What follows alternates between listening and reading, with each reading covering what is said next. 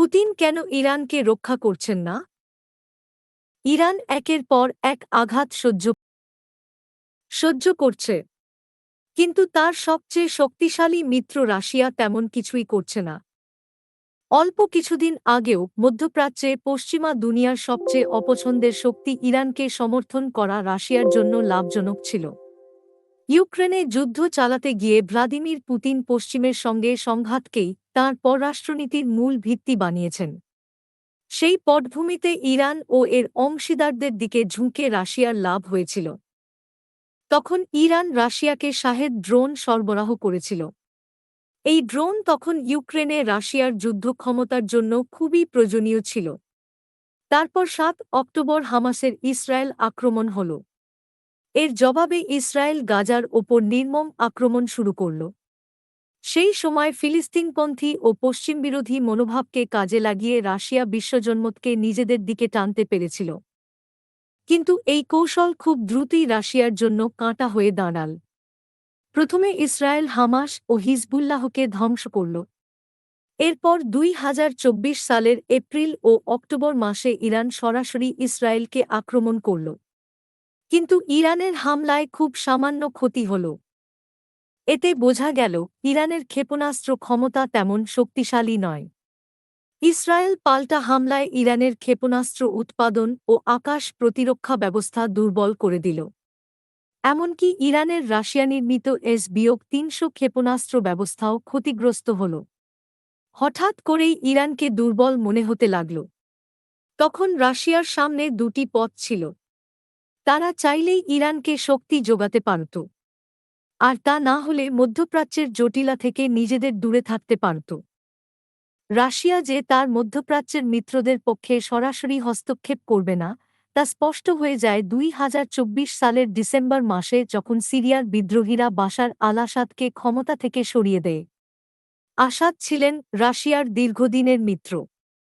Iran ও Russia তখনও electronic যুদ্ধ বা স্যাটেলাইট উন্নয়নের মতো কিছু ক্ষেত্রে একসঙ্গে কাজ করছিল। এমনকি তারা ২০২৫ সালের জানুয়ারিতে একটি কৌশলগত অংশীদারত্ব চুক্তিও করে।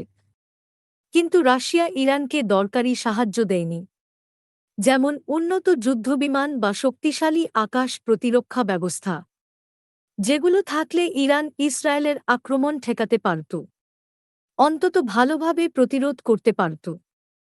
রাশিয়া ইরানের জন্য বীরের মতো ছুটে আসেনি।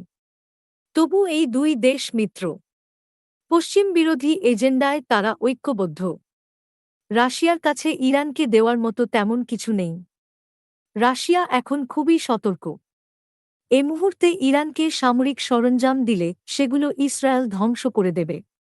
আর পুতিন হেরে যাওয়া দলের পক্ষে প্রকাশ্যে দাঁড়াতে পছন্দ করেন না। আসলে রাশিয়া ইরানকে কতটা সমর্থন করবে তা আগেই ঠিক করে রেখেছিল।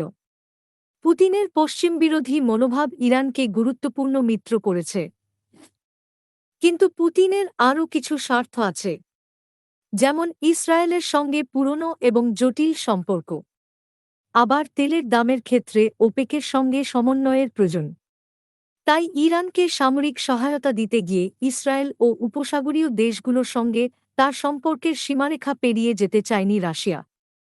তাছাড়া রাশিয়া ইরানের জন্য নিজেকে সামরিক জটিলতায় ফেলতে রাজি নয়, বিশেষ করে যখন সে ইউক্রেন যুদ্ধেই পুরোপুরি ব্যস্ত। রাশিয়া পশ্চিমা দেশগুলোর সঙ্গে একসময় পরমাণু অস্ত্র বিস্তার ঠেকানোর কাজ করেছে। ইরানকে পারমাণবিক অস্ত্রের দোরগোড়ায় পৌঁছাতে দিতে সে কখনো চায়নি। এই নিয়ে আমেরিকার হুঁশিয়ারিগুলো রাশিয়া গুরুত্বের সঙ্গে নিয়েছে। তারা চায়নি যুক্তরাষ্ট্র ইরানের বিরুদ্ধে সামরিক অভিযান চালাক। রাশিয়া এটাও চায় না যে ইরান পারমাণবিক শক্তি হয়ে গিয়ে এমন এক মর্যাদা পাক যা মস্কোর প্রভাবকে কমিয়ে দেবে। ইরান ইসরায়েল যুদ্ধ দীর্ঘায়িত হলে রাশিয়ার কিছু লাভও হতে পারে। এই লড়াই প্রেসিডেন্ট ট্রাম্পের ইরানের সঙ্গে পারমাণবিক চুক্তি করার প্রচেষ্টা নষ্ট করে দেবে। এতে আমেরিকাকে দুর্বল মনে হবে। ইসরায়েলকে নিয়ন্ত্রণ করতে না পারার আমেরিকান ব্যর্থতা স্পষ্ট হবে। যদি ইরান হরমুজ প্রণালী বন্ধ করে দেয়, তাহলে তেলের দাম চড়া থাকবে। এতে রাশিয়ার অর্থনৈতিক চাপ কিছুটা কমবে। যুক্তরাষ্ট্রের ক্ষেপণাস্ত্র প্রতিরক্ষা ব্যবস্থা এবং দুনিয়ার দৃষ্টি ইউক্রেন থেকে সরে যাবে মধ্যপ্রাচ্যের দিকে। এতে ইরান রাশিয়াকে আর অস্ত্র পাঠাতে পারবে না। কিন্তু রাশিয়া এরই মধ্যে ইরানের নকশায় ড্রোন তৈরি করতে শিখে গেছে। তবু ইরানকে অপমানিত হতে দেখে রাশিয়ার নেতারা খুশি হবেন না। ইসরায়েল ইতিমধ্যেই ইরানের আকাশে মুক্তভাবে অভিযান চালানোর দাবি করছে। রাশিয়া হয়তো উদ্বিগ্ন যে ইরানে দীর্ঘ যুদ্ধ হলে দক্ষিণ ককেশাস অঞ্চলে অস্থিতিশীলতা তৈরি হতে পারে, যেমন আর্মেনিয়া, আজারবাইজান বা জর্জিয়ায়। এ অঞ্চলে রাশিয়ার স্বার্থ আছে, কিন্তু ইউক্রেন যুদ্ধের কারণে রাশিয়া সেদিকে তেমন মনোযোগ দিতে পারছে না। রাশিয়া চায় না অস্থিরতা গিয়ে ইরানের সরকার পতনের পথে ঠেলে দিক। ইরান যদি কোণঠাসা হয়ে যায়, তাহলে হয়তো ক্ষেপে গিয়ে পারমাণবিক নিরস্ত্রীকরণ চুক্তি ছেড়ে চলে আসবে বা সরাসরি বোমা তৈরির দিকে ছুটবে। তখন মস্কোর তেহরানকে নিয়ন্ত্রণের সীমা স্পষ্ট হয়ে যাবে। রাশিয়া চায় না ইরান পরমাণু শক্তিধর দেশ হোক। তারা এটাও চায় না যে আমেরিকা সামরিক হামলা চালিয়ে ইরানকে আরও দুর্বল করে দিক। গত শনিবার পুতিন ট্রাম্পকে জন্মদিনের শুভেচ্ছা জানিয়েছেন। ইরানের সঙ্গে সমঝোতায় যুক্তরাষ্ট্রকে সহায়তার প্রস্তাবও দিয়েছেন। বাইডেন শপথ নেওয়ার পর থেকেই মস্কো ওয়াশিংটনের সঙ্গে একসঙ্গে কাজ করার ইঙ্গিত দিচ্ছে। আংশিকভাবে এটি ইউক্রেন যুদ্ধের যুদ্ধবিরতি বিলম্বিত করার কৌশল। এখন এই ইরান ইস্যু রাশিয়ার জন্য বিরল একটি সুযোগ। এই ইস্যুতে বড় শক্তি হিসেবে কূটনীতিতে ফিরে আসতে চায় পুতিন। কিন্তু প্রশ্ন হল, রাশিয়া আসলে কি নিয়ে কূটনৈতিক খেলা খেলতে চায়? রাশিয়া ইরানের জন্য বীরের মতো ছুটে আসেনি। তবু এই দুই দেশ মিত্র। পশ্চিম বিরোধী এজেন্ডায় তারা ঐক্যবদ্ধ। রাশিয়ার কাছে ইরানকে দেওয়ার মতো তেমন কিছু নেই। রাশিয়া এখন খুবই সতর্ক। এ মুহূর্তে ইরানকে সামরিক সরঞ্জাম দিলে সেগুলো ইসরায়েল ধ্বংস করে দেবে। আর পুতিন হেরে যাওয়া দলের পক্ষে প্রকাশ্যে দাঁড়াতে পছন্দ করেন না। রাশিয়া ভবিষ্যতে হয়তো একটা বাস্তবসম্মত ভূমিকা রাখতে পারবে। যেমন তারা প্রস্তাব দিয়েছিল যে ইরানের সমৃদ্ধ ইউরেনিয়াম নিয়ে গিয়ে সিভিল চুল্লির জ্বালানিতে রূপান্তর করবে। কিন্তু রাশিয়ার এই প্রযুক্তিগত প্রস্তাব মূল রাজনৈতিক বিরোধ মেটাতে পারবে না। কারণ যুক্তরাষ্ট্র ইরানে কোনো রকম পারমাণবিক কার্যক্রম থাকতে দেয় না। আর সেটাকে ইরান আত্মসমর্পণ মনে করে। কৌশলগতভাবে একঘরে এবং দুর্বল ইরান এখন যুক্তরাষ্ট্রের প্রতি আগের চেয়ে আরও বেশি অবিশ্বাসী। তাই তারা অন্তত ভারসাম্যের ছলে হলেও রাশিয়াকে প্রক্রিয়ায় যুক্ত রাখতে চায়।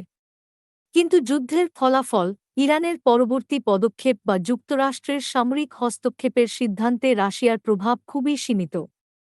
রাশিয়া তার সীমান্ত থেকে দূরের ঘটনা নিয়ন্ত্রণ করতে খুব বেশি আগ্রহী নয়। সেই শক্তিও তার বেশি আছে বলে মনে হয় না। ইউক্রেন যুদ্ধে সে এখন পুরোপুরি ব্যস্ত।